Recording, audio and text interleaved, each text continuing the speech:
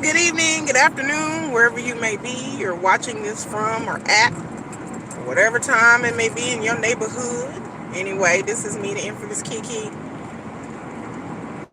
live, driving. It is cold. I am in Texas. It is a cold day in Texas. It is 47 degrees. In about an hour or two, it's windy as fuck. In about an hour or two, its temperature is going to drop down to about 20 degrees, which is very, very, very cold for us. Welcome to my channel. As the title suggests, we're going to talk 90 Day Fiance, happily ever after. And so I know most of you guys aren't going to be able to join me right now. You're going to rewatch. So everybody on the rewatch, what's up, what's up, what's up?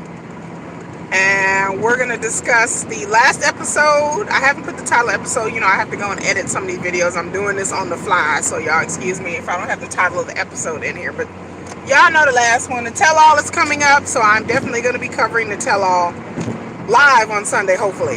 Cross my fingers. Hopefully. The tell-all will be in 4 parts, so this should be an interesting tell-all. Happy holiday. Oh my God, it's really windy. Merry Christmas, Happy Kwanzaa, Happy Hanukkah, Happy Solstice to everybody out there, whatever you may be doing. If you just, don't do none of that, then, hopefully you guys are keeping warm out there. I'm trying to keep warm. Hell, I'm trying to keep alive right now. Motherfucker, it's windy. It's very, very windy here. So y'all may see me fiddling with my car a little bit, turning things on and off. Y'all have to excuse me, but it looks like there's some kind of rain or haze or some shit. I don't know. I got new windshield wipers though, so I'm ready.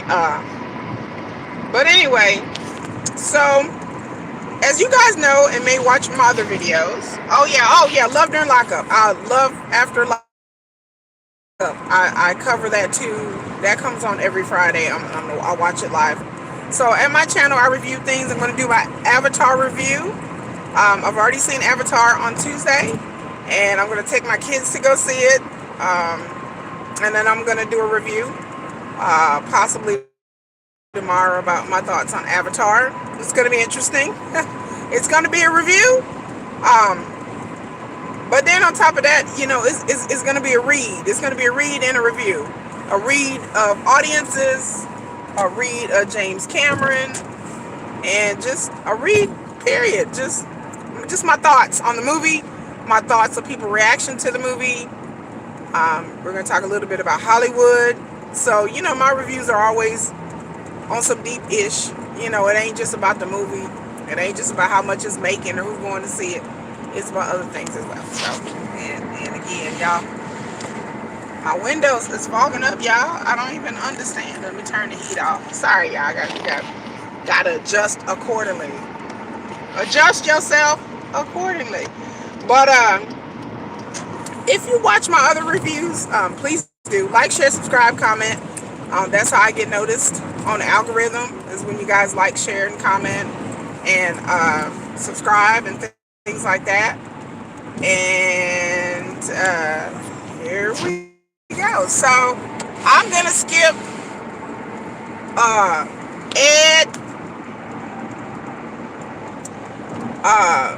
Ed and all that.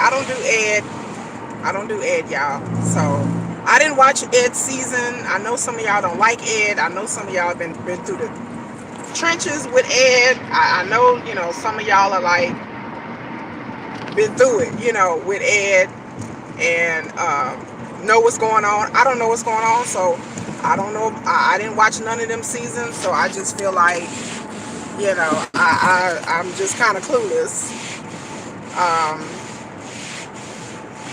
So sorry, y'all. I'm trying to adjust my windshield wipers. So I feel like I'm clueless on Ed. I feel like I don't really know what's going on enough. And then I don't care. I just saw a few episodes of Ed in it, and I found him kind of distasteful and rude and mean. And I don't care. Andre and Libby, again, I never watched their season either. And so I'm, again, behind, and I don't really talk about them either because I don't really know what's going on with them. But from what I have seen, and they had like a little therapy session last episode, I can tell that Libby has deep-seated issues with her family that are above and beyond Andre. I think some of it is Andre's fault. Andre is a bit overbearing for me. He's kind of a bit of a jerk, and he's a bit, overbearing and way too outspoken. A little bit too outspoken for me. Trying to get the phone call off. And so I don't fucks with Andre like that. I don't really like him, and his personality rubs me the wrong way. But I can see that Libby has problems with her family that people have called out and said things, but I don't know what's going on there. I just go by what I observe, and from what I've observed, it just seems like it's very, very, very dysfunctional and crazy. So I don't really, speak on that because, again, it just, there's an accident up here, y'all. But I just seem like Andre and Libby are just, I don't know. They me, like I said, it may be me, y'all, but like it's like I'm the out in, and they just seem like a mismatch to me. I don't know if Libby really like a man that's kind of like that, but if she do you, boo? But it just seems like, when you go on 90 Day Fiance, like I said, I don't know their story, but it just seems like, I don't know. It's just like you should know what you're marrying into. I said it on Gio's show.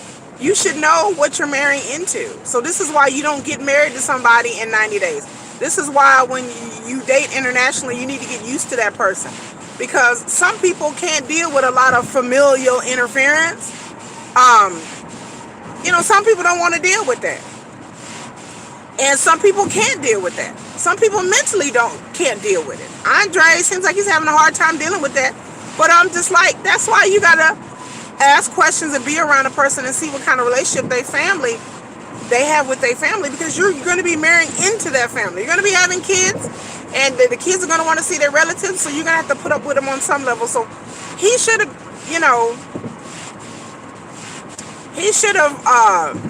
peep game before he even married Libby.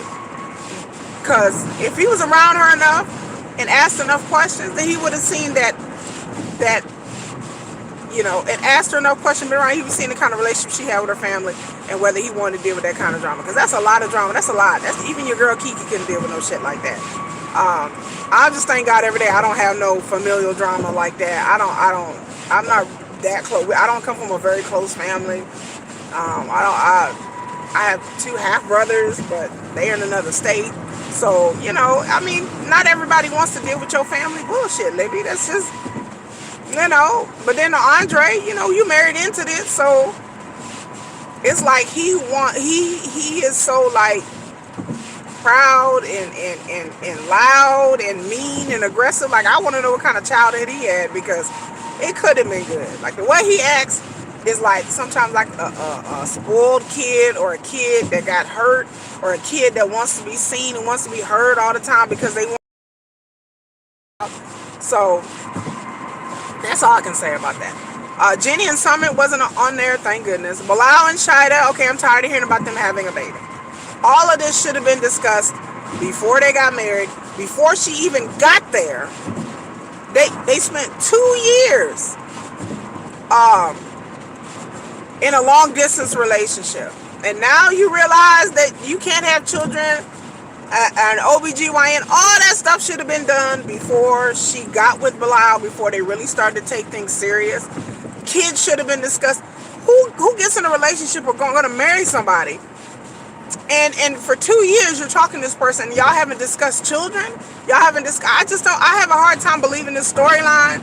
I think that they're grasping for straws, and they're trying to find anything for them to talk about. So far we know, spoiler alert, Shida is not pregnant now. So she's not pregnant. There was some kind of rumor going around that she was. She's not. And I agree with Bilal that they should let their relationship marinate and they should get to know each other and have a strong foundation first.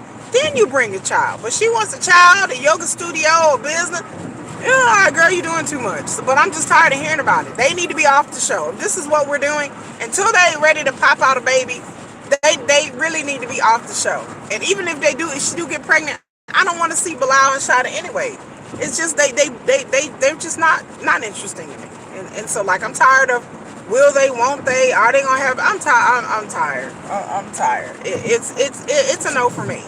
And it's just y'all. It's just not interesting. It's just not. So moving right along. So then we get to Angela and Michael, and Angela is sitting in front of her front stoop, smoking dragging on a cigarette, looking. I don't know what was wrong with her face, but she need to have foundation on at all times, cause her face looked blotchy, it looked bruised. I don't know if there was sores. I don't know why, or growths. I don't know what that was on Angela's face. I thought it was something wrong with cause I watch the episodes on YouTube and they download it. So I'm just thinking, I was thinking it was just the feed, the download, because sometimes it's blurry, and I'm thinking it was just blurry. The people was like saying, no, that's like really her face, and I'm like, holy shit, Jesus, yikes, like she need to have foundation on at all times. So smoking and drinking, that's what it'll do to your skin, kids. It'll make you age quicker. Again, I don't know if she got beat up, got into a car accident. I don't know, but her face,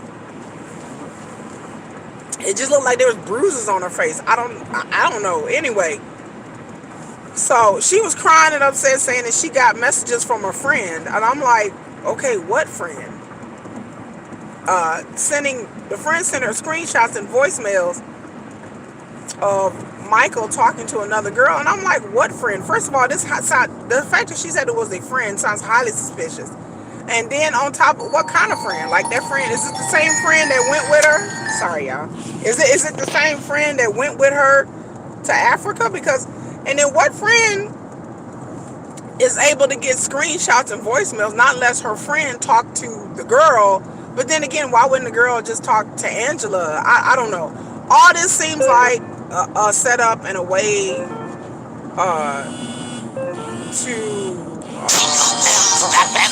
storyline. Y'all know what's going on.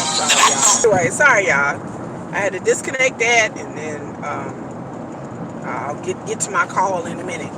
But what was I gonna say? Yeah, I don't know if this is a setup. If Angela really was cheated on, then hey, Michael, hey, like I don't. Woman, I know it's hurtful and it's devastating. All that. But if anybody deserved to be cheated on, would be Michael. The abuse that the way she talks to Michael, the way she came over there at him, and the toxic personality, annoying personality that she is, I'm just like, okay, we'll see it on the tell-all, because I saw previews from the tell-all, and he was saying that it was a setup, that it was a scam, that somebody was setting him up. But how would they get voicemails from Michael? Like, I don't know. But anyway, we'll see. But the biggest couple we want to talk about is Kimberly and Usman. Now, Kimberly and Usman, again, the whole adoption thing I find distasteful and disgusting. When they took Usman's nephew out to this amusement park, and Usman was just totally disinterested. I know Usman's never had a child before, I know that. But he just seemed like not interested. Again, the whole idea of them adopting a child is because Usman's mom won't give the blessing unless Usman has a child. So they offered a second marriage. Kim is not comfortable with that, but she was willing to go along with it, but it was still, I guess, something she really wasn't going along with it. So Usman comes up with this scheme, because basically it is a scheme and a scam, to adopt his brother's child. And you could tell that the child's mother, the brother's wife, was not down for this. I mean, you literally taking away her baby. And so when they were at the amusement park, Usman, I kind of came to a conclusion. I don't think Usman wants to have children right now. I don't think Usman wants to go to America. He wants to marry Kim and get his green card popping. But after watching that, it hit me like an epiphany. I was like, oh my God, I don't think Usman wants kids right now. I'm not saying he don't never want children, but I think Usman wants to get his career started, tour the world, work on that. And having a kid is expensive. Having a family is expensive. But the way Usman interacted with his nephew, you could tell that Usman don't want to have a kid. Like the way he was just kind of like, man, and the way he's discussing it, and I'm like, there's so many things that could go wrong. What if him and Kim do get married, adopt this child? Then how is he going to visit this kid? And then the parents are like, well, the kid needs to be raised in their culture and Islam. How is Kim? Kim is not converting. So the kid is young. So and form a community. And being Islam is more than just a religion. It's about kinship and community and religion.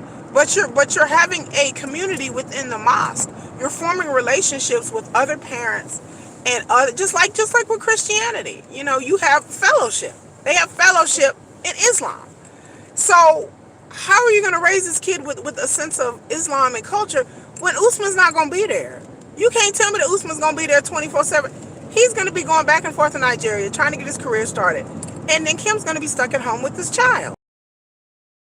The kid's supposed to be going with. And Usman's like, I'm adopting the kid. No, you're not. If they were married, they're adopting this child. Then he was like, well, I hope to get this done right now. Boo-boo. International adoption takes up to 2 years. If even more. You don't just go into another country and be like, oh, we getting, first of all, we getting married and we're adopting a kid? Don't you think immigration would be like, this is a to go through hoops to adopt a child here in America, much less international adoption, and then bringing them here to America? That's a whole nother legal conundrum. And it's not going to take 90 days or 120 days. Adopting a child internationally takes a long time. There's paperwork that has to be filled out in Nigeria, and there's paperwork that has to be filled out in America. There's immigration. You have to go through immigration. Like it is a long process. I know somebody adopted a child from South America, and it literally took them like 2 years or so. So I don't understand why he was thinking like this was just going to happen in a couple of months. The kid is, what is he, 4 now? By the time that happened, it would have been 7 years old. And then nobody, and it's fucking disgusting to me that nobody's taking the child's well-being and feelings into consideration. It's just like, Usman, I'm sacrificing because we're trying to get married without us getting a second wife. Okay, whoa, hold the fuck up. No one's talking about this child. What about this child's well-being? How is this child going to come to America, live in America, go to American schools, learn English, and then if something goes wrong, they're going to get plucked out of what they know and then get sent back to Nigeria? What the hell? Like, okay, culture shock. So you're going to take a child away from Kim and Usman, parents that they've only known to what? Put the kid back with with parents that he doesn't even know, with a culture and a language he doesn't even know, so he can feel out of place there. It's gonna be the adjustment for him to adjust living here. Then if they don't work out, so this is a human being we're talking about, y'all. A human being, not a they're talking about a damn puppy. You're talking about the mental, emotional, and spiritual welfare of another human being, of a child. And then Kim's like, well, I'm not sure. You should never feel like you're to adopting a child and taking them away from everything that they know.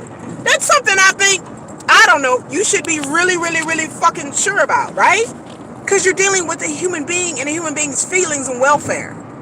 It's like, again, I'm just going through this whole thing floored. I'm like, why are they talking about this kid like it's a puppy or a kitty? Like they're adopting a kitten. Well, we just take them from parents. That's a traumatic thing. Whether you're talking about your nephew or any kind of child. If you have a child that's abused and taken out of the home, let's say a welfare situation, it is traumatic for that child to be taken out of the home, even if it's not a good home. A good dude. The mom seems like a good mom. So, and then you're taking him away from his culture, his food, his heritage, his language to come here to America, where he's going to experience a whole host of issues and problems being a black boy, being a black man in America. Uh, okay, education and opportunity and money is not everything in life. You know, being rooted and grounded has substance. You know, and when you have a person coming from another country, they have a community. You know, they have a community, they have family, they have friends, they have, you know, there's Nigerians here. Kimberly don't have that grounding. She's not Nigerian. Usman would have to be the leadership in that, and he's not going to be around. So you're going to have a rootless child. So that's what I was worried about. I thought it was just disgusting. The child's welfare and well-being, I didn't hear not one person to really discuss that. It was just like, Kimberly, how are you going to deal with this child? And Kimberly, what are you going to do? And I understand that's the situation, but no one's like, okay, Kimberly, are you going to have the patience to rear this child? How's this child going to feel? Like, no one brought that up, and I found that utterly complete. That floored me. That nobody's treating this child and talking about this child like it's a human. Some kind of sick ass love game. Like you were talking about a fucking puppy. And I don't like it. I don't like when people involve children, you know, in these shows. I don't like it. Y'all know I don't like it. Y'all know I don't like that at all. And I don't like none of this. And the fact that anybody would even suggest that and think that it's cool, I don't like it. So Jamal goes back home, you know, and tells Kimberly, you know, what he really thinks and his best behavior and all that. So I don't know. But then something happened. Everybody's blowing on my phone today. I'll hit decline. Anyway, then something happens. So we don't know what happened, but they go back to the hotel and everything seemed fine. And all of a sudden, Kim's in the bathroom talking about, give me a minute, she's crying. And apparently her and Usman off camera got into some argument or something, or he was telling her to clean up the room and put his shoes up, which I'm like, you're a grown-ass man. You can't clean up the room and put your own shoes up. So again, we haven't seen none of this, and I blame the producers because something's been going on behind the scenes that they've been edited out, that they've cut out, that they haven't shown. But I really think that Usman been dogging Kim out the whole entire time. And then she was saying that he was saying stuff that she's fat, that she needed a tummy tuck. He didn't like the way she walked, the way she talked. And on top of that, she ain't been getting no yammy. So she's like, you haven't touched me, you don't talk to me. In other words, in front of Jamal, she is putting on a happy front to the cameras.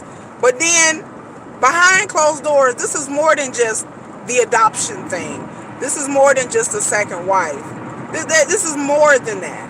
Usman had been dogging Kim out. Like, he, you know, anytime you making fun of somebody's body, and, oh, I was just playing. No, you're not playing.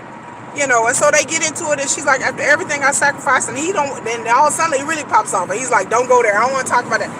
So apparently that's a source, and usually it's a source about people because they know it's the truth, and they know they can't do nothing about it. So he doesn't want to hear it, and then she goes off and starts cussing, and, you know, and again, if you want the room clean, he can clean it himself. So I was like, okay.